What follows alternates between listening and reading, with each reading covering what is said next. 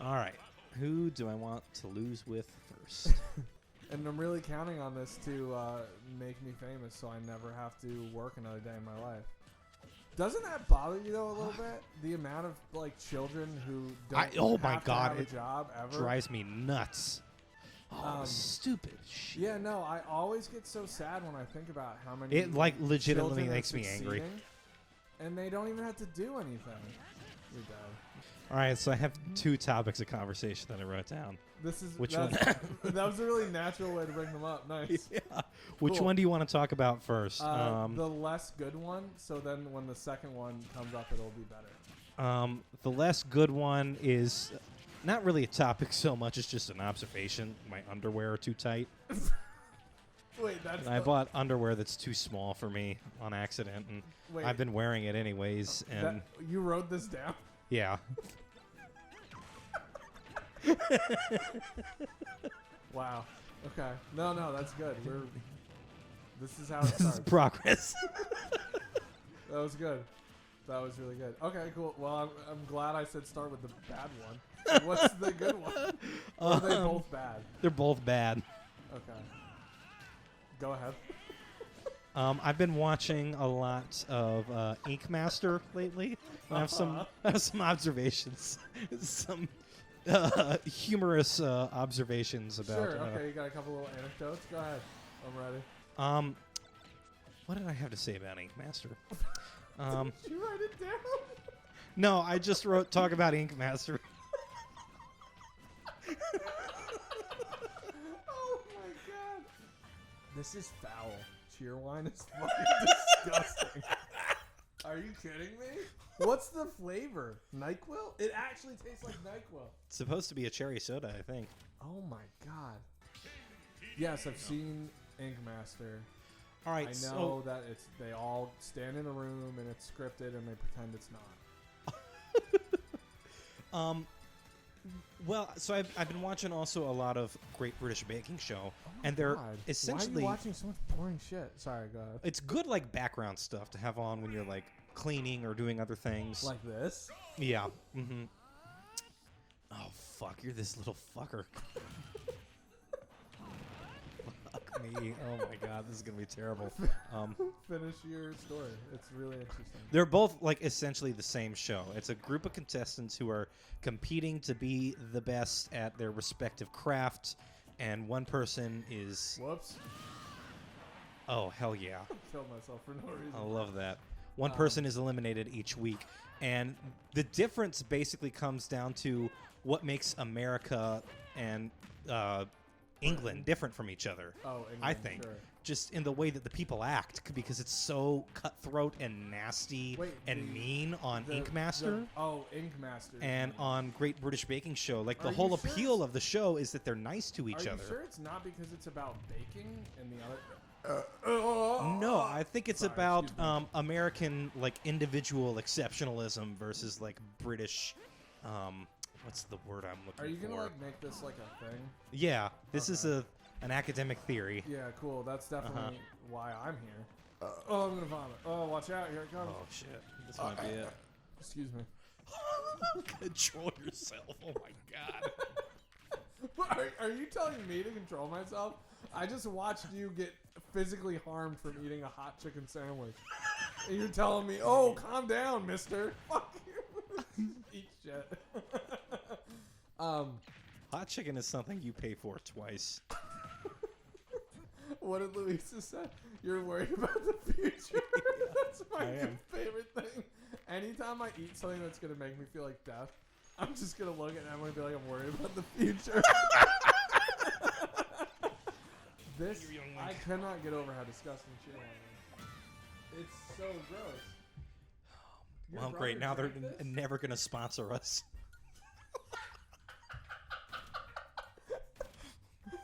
Yeah, I've given up trying to win. No, you have to try to win, otherwise it's not fun. The whole humor in this whole situation. Do you? Oh, fuck off. Haha. Do I say humor wrong? Was that you humor saying that I do say it wrong, Louisa? How are you supposed to say it? How do you say? You pronounce it like Donald Trump would, you jackass. It's because we're both from New York. Humor. It's a very humorous. Can you do a good Trump impression? No, not really. Oh, piss. Fuck off. Yes. I felt very good about myself. I really hope that you win because I feel like that your attitude will be better. If you win. It will be. I won't deny But I'm that. also not going to let you because I can't do that. I'm not. See, it's funny. I don't know why I'm competitive in this. And even that is not completely competitive. The first time I was embarrassed in front of Luisa was when we were playing Settlers of Catan, and Elena did something to piss me off. And I said, I'm done playing this game. I'm only playing to fuck you up now. And Luisa looked at me like, oh my god, who am I dating? That's fucking intense. Did you really say that? I did, yes. Did and you, I okay, meant it so too. hold on. Did you say it like with good humor, or were you like one? Were you like? No, I think I was pretty intense visibly about pissed? it. Kevin. Catan brings out the worst in me, but it is my favorite board game. I played it like once, and I was like, this game is fucking complicated. It's not that complicated. It's complicated enough. The only thing I wanted was the longest road, and everybody made fun of me for wanting it. And I was like, all right, well, guess what? They should, because that's... Then why would they make it a thing? Why would the longest road be a thing if it's not helpful?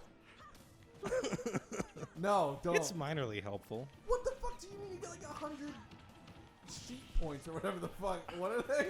You get 2 victory points from longest road. Victory It's points. just something that someone else can steal from you, so it's not like the most valuable use of your resources and time. It's not Don't start guaranteed. with resources with me. So I'll do it, but I'm not like I literally don't even fully understand how the game works still. Well, 'Cause maybe I'm you like a should be child. less of an idiot. Oh my god. you little- No, what the fuck? I had a point about the time. I can't remember what it was. It was that it's stupid. It's so dumb. I hate this so much. What do you hate?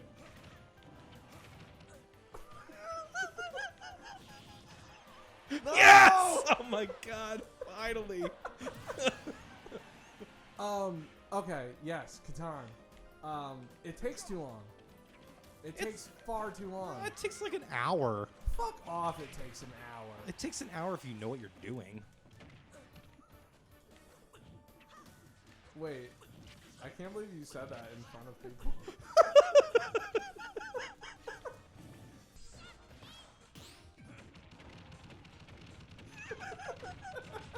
Oh, great. Oh, fuck, no, I can't get out. Oh, my God, this is terrible. Oh, my God, hold on. Fucking. Damn it. Oh, my God, I was almost out. Yes, I made it. So, he, Ah, fuck.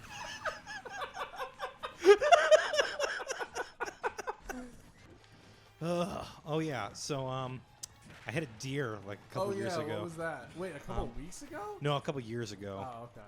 Like shortly before the pandemic. I didn't realize what. Oh, fucker. Yeah, it was late at night. I was driving in our neighborhood in Carborough, and there's a lot of deer who live back there, but it's just so hard to see at night. It's really curvy. Yes. And yeah, I had this deer and came like running out the side of the road. What did it look like? Looked like a deer. No, I didn't when hit you it were to the done with last it. minute. It wasn't dead. But It wasn't dead? No, but his legs weren't really. It like pulled itself off the side of the road. Oh my God, It was that's the very. worst. It is. It was terrible. I felt so bad. Yeah, that's the worst. I feel, well, I mean, I think most people are like this, but like the thought of like a deer having that shit and getting all fucked up is way worse than like a person getting all fucked up and dragging themselves out on the side of the road and basically being a big dying piece of shit. Like, whatever. Yeah. Probably deserve it. I thought I could clear it.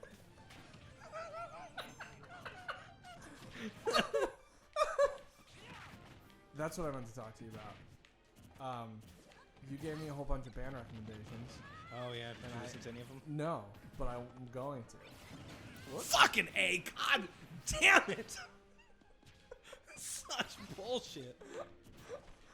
Oh my god. Oh my god. This is so stupid. I hate this fucking game. I don't know why we play this.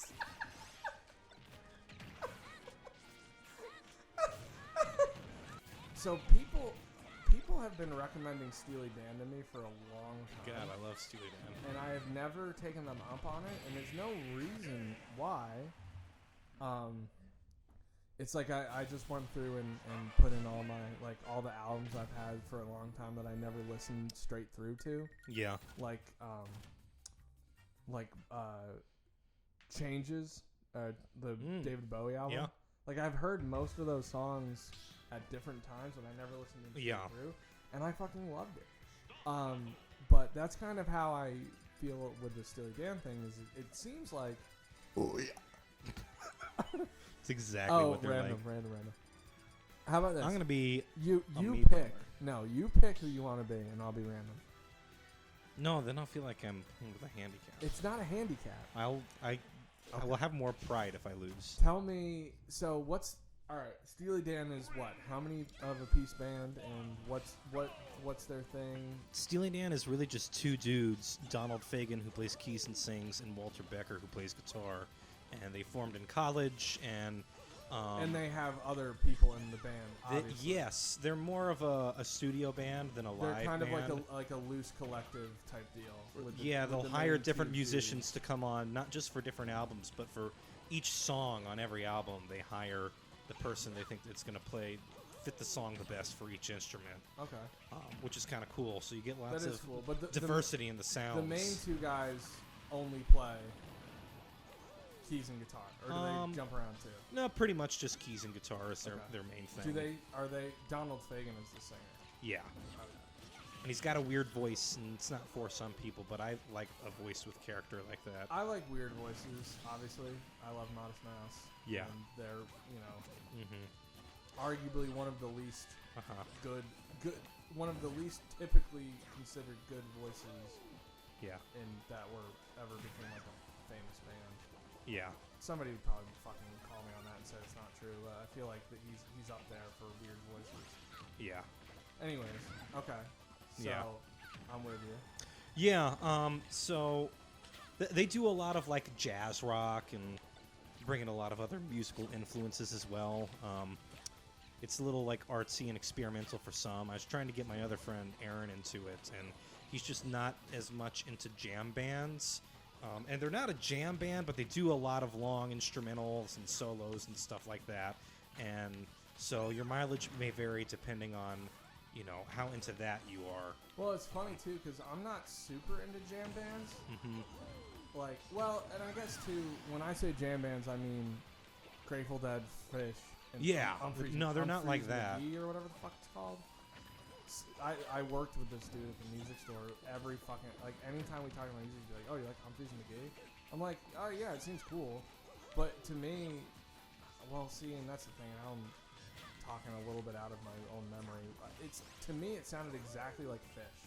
Steely Dan? No, Humphreys and McGee. Oh, but still, that's a jam band. So what degree is Steely Dan a jam band as compared to what you would traditionally call a jam band? I see. What is your definition of a jam band? Grateful Dead or Fish. Grateful Dead or Fish. Does it have to be a specific musical genre? No. Just anyone who does long jam Anybody who does long, free form, maybe improvised, maybe loosely arranged. See, it's not super improvised is the thing. So much of what Steely Dan does is very carefully and meticulously calculated. Well, see, that's kind of and cool, composed. Because that to me is that's obviously. It's not just musicians taking turns jamming. Yeah, some of it can be good, and then some of it's I'm just noodling for a little bit. It's every single note basically is planned for the most part. That's almost like Wolfpack-esque to me then. Yeah, I think you'd like them if you listen to the right stuff. Arranging. If you want to listen to their poppiest stuff, then that's their first album, Can't Buy a Thrill, has a lot of their like biggest hits on it. Right. Stuff like Reelin' in the Years. But I'd say the album that is most like the epitome of Steely Dan would be Asia. So I would listen to Asia all the way through. It's an excellent record. Maybe listen to Can't Buy a Thrill first. It's their first record and like where they started, and then listen to Asia because that's I think where they're at their peak. Okay. I'd listen to those two first, and I'm down then for that. if you dig it, then you can go. Oh. But they only have like 8 or 9 albums, honestly. Oh, really? So yeah. That's less than I thought. Are they still around? Or? No, Walter Becker's dead. Donald Fagen still does some touring, and he had a solo career too. But Was it good? The Nightfly was pretty good. Okay. Well, shit, yeah. I'll check that out. That's why I haven't, because I've been listening to like a bunch of albums that I already had that I, have ignored for a long time, or I hadn't heard them in like forever. Yeah. Like Layla and Other Assorted Love Stories. I hadn't listened to that in a long time. Yeah. Who's that? Derek and the Dominoes. Oh, is that the name of the album? Yeah, the album's name is Layla and Other Assorted Love was Songs, something else. not Love Stories. Okay. Sorry. Yeah, no. All right. Which I wasn't sure if it was them or someone else because I didn't think that was the name of the album, but I can't remember it now that I know it's fucking topical, right? Everybody's not down with Eric Clapton anymore. Oh, why? Because he's like kind of racist. Well, yes, he's kind of racist, but the newest one is he did that thing where he was like, "Oh, the vaccine's not real." Oh God. And yeah, he did that whole thing, and to the point of like writing songs and doing tours that were specific. No. Yes, come like on. no vaccine tours, like they're not real. Anti-government lockdown, all that shit. Ugh, fuck off. Hold on. Anyways, what do you think? Like, I don't know that I agree with the whole like he's a big asshole, idiot, anti-vaxxer, racist, whatever. Like that's all true, right? That's fine. But It's fine.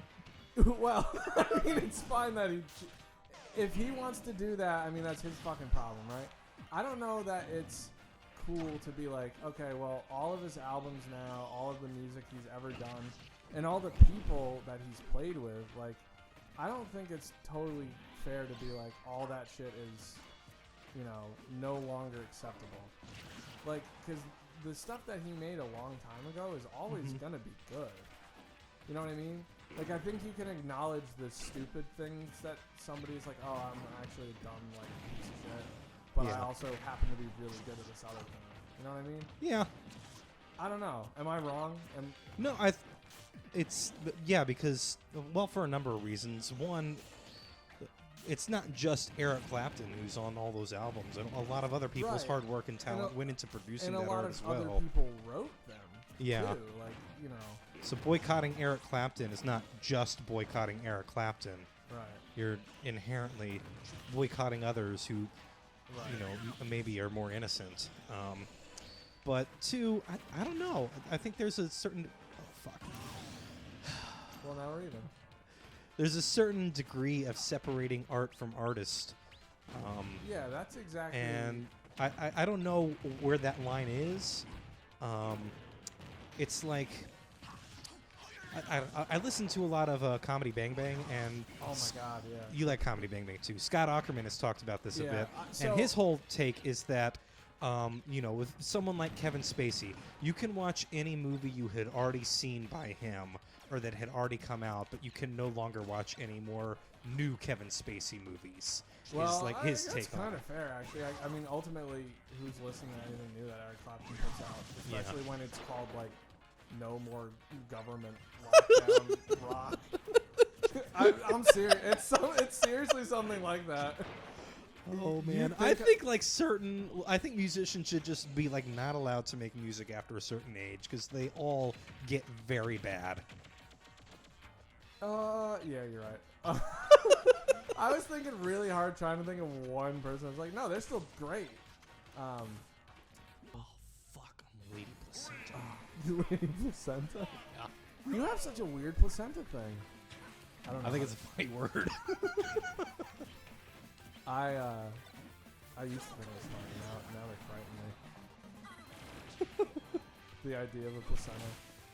Okay, I forgot to make my point about the Eric Clapton thing, which is, I just think it's a weird line to draw because it's like, I think it's crazy that you have to hate something that you've liked your whole life. That To be a good person. Yeah, like to signal that you're not down with it. Right, Like- and it's like, to what extent does the art belong to the artist anyways? Well, right, and that's the thing. It's like you said, it's multiple people. It's of its time. It's a different, like, Well, I mean, I think there's also the argument to be made that, like, once a piece of art is put out there, it's then not it's theirs like, anymore. yeah, if you everybody's. love a song, that's your song now. And however you interpret it, whatever meaning you assign to it, Right. I don't know. It's like it takes on a life of its own. It's like, but I don't know. Like, have you heard of Ryan Adams? I loved his music. Like all of his albums, I really, really liked. Louisa and I both did. Was he a band or was he just him? It was him. I mean, he had a band he toured with, but Right. it wasn't like But Ryan he was Adams the in the thing. this. It was Right, he yeah. was the He thing. was the thing. And he wrote great music too. And then like he was super shitty to a lot of women, very manipulative, forced them to do things that they didn't want to do. Was it all based on career his stuff? his Like, it power was- over them and their career and stuff. Right. And he also like was basically grooming a 14-year-old. Well, you know. So and I like.